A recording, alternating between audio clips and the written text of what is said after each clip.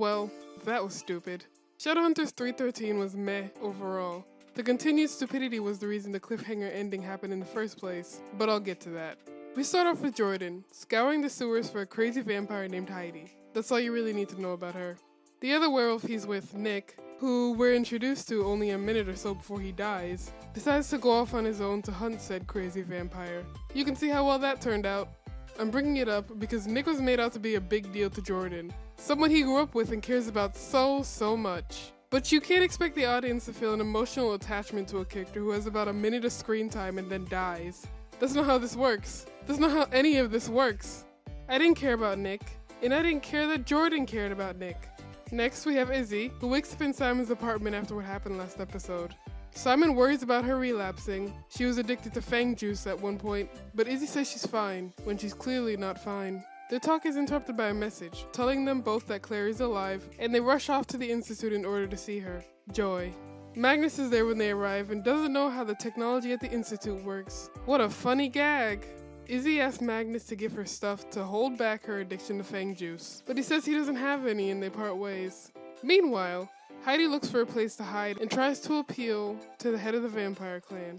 She claims she did nothing wrong and that the werewolves are after her for no reason, but Frank, we'll just call him Frank since I already forgot his name, denies her and forces her to leave. In retaliation, she hypnotizes some old classmate of hers and forces her to tell Jordan and Simon that she conveniently overheard Heidi talking about hiding out at Frank's place. Heidi does all this just to start a conflict between the vampires and the werewolves. And the amazingly dumb thing is that it works.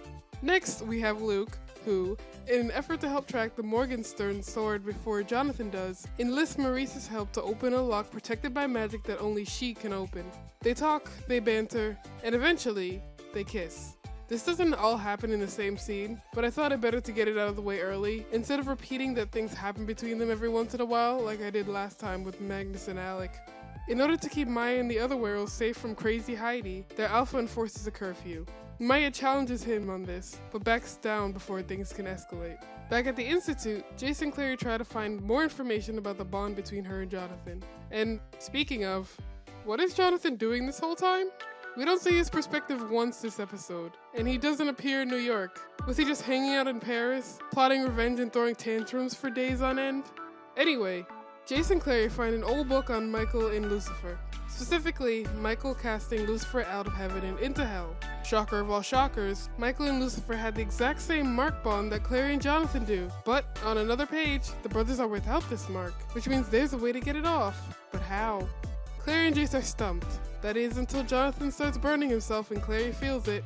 Clary says she can't live like this and wants the mark gone immediately. Jace tries to convince her otherwise, but Clary doesn't listen and they try to burn it off. There's nothing wrong with this scene, except for the giant editing mistake. When Jace fails to burn the mark off, there's a 2-second clip that loops. It's noticeable because the music stutters too. This was broadcast live, on TV, with a glaring editing mistake. The crew had almost a year to notice and fix it, and no one did. This is sloppy. I want to hear the defense for this. I really do. Moving on, Alec and Izzy are out on the street looking for Thomas Greenwall, who's supposed to have some top secret information for them. But, oh no, they see shadows fighting in an alleyway and run off to investigate it. It's Greenwall, and he's been stabbed. It looks like other Shadowhunters did it. What? Izzy asks who did this to him, and instead of giving her a straight answer, he decides to go cryptic, because what fun would it be otherwise? Izzy tries to heal him after this, but he's already dead. Let's stop and examine this scene, shall we? The people he was fighting left him alive, for some reason. If it was Shadowhunters, they had to know that as soon as they walked off, Mr. Greenwall could just pull out his trusty stele and heal his wounds himself, right? He didn't, but that's besides the point. 2, Izzy and Alec let him die. He was alive and alert enough to talk to them, so why couldn't Izzy or Alec do this little thing called multitasking and heal the man while he's speaking? The show tried to paint it like there was nothing they could have done, as if they didn't sit there for several seconds staring at this wounded, dying man and not do anything. It was amazing.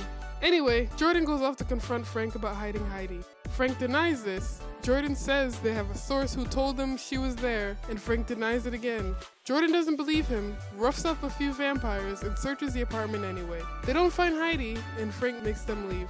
In another scene, Heidi comes back to the apartment, tells Frank she tried to warn him about the wolves, and somehow, some way, convinces Frank to start a war with the werewolves because they disrespected him.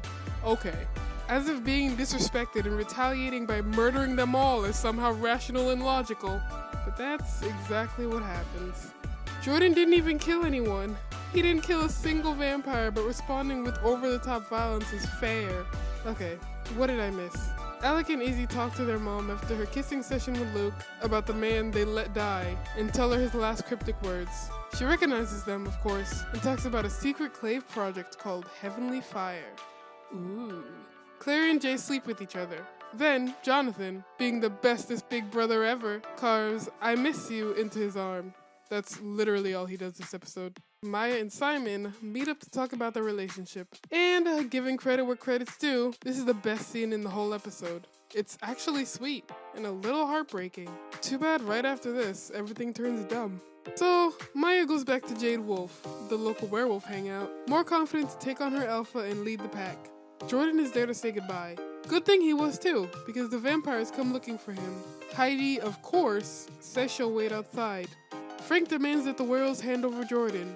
When they don't, they go straight to murdering any werewolf in the room. Frank goes to stab Maya, but Jordan pushes her out of the way and gets stabbed himself. And it was all so stupid.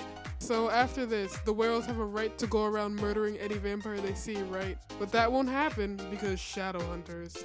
Maya drags Jordan into a storage area in the back, away from all the fighting, and barricades the door. Outside, her alpha is actually holding his own pretty well, until he gets stabbed through the neck. That takes care of one problem. Now Maya doesn't need to challenge anyone. Who needs things to be hard when they can just fall into your lap instead? The episode ends with Maya holding Jordan as vampires bang on the door. Now, after all that, I only have one question. Where's Max? You know, the third Lightwood, Alec and Izzy's youngest brother.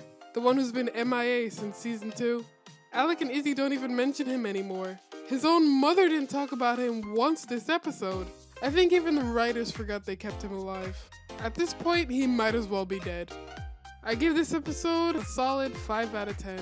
2.5 stars. C for effort. But that's going to be it for me. I'll see you guys next time with 314. Later.